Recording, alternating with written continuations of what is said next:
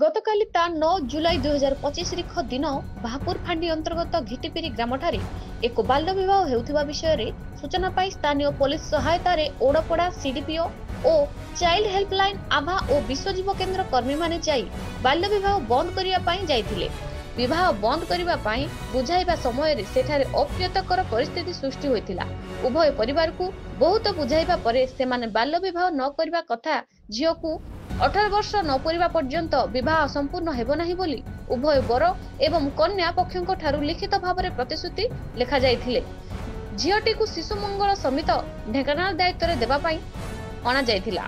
ବାଲ୍ୟ ବିବାହ ନିଷେଧ ଆଇନ 2006 ଅନୁସାରେ ଏହିପରି ପରିସ୍ଥିତିରେ ସିଡିପିଓ ଓ ଯିଏକି ବାଲ୍ୟ ବିବାହ ନିଷେଧ ଅଧିକାରୀ ସେ ଆଇନଗତ କାର୍ଯ୍ୟାନୁଷ୍ଠାନ ପାଇଁ ପୋଲିସ ପାଖରେ ଏତଲା ଦେଇପାରିବେ ଏବଂ ଏହି ଅପରାଧ ପାଇଁ 2 ବର୍ଷ ପର୍ଯ୍ୟନ୍ତ ଜେଲ୍ ଏବଂ 1 ଲକ୍ଷ ଟଙ୍କା ପର୍ଯ୍ୟନ୍ତ ଜରିମାନାର ବ୍ୟବସ୍ଥା ରହିଛି।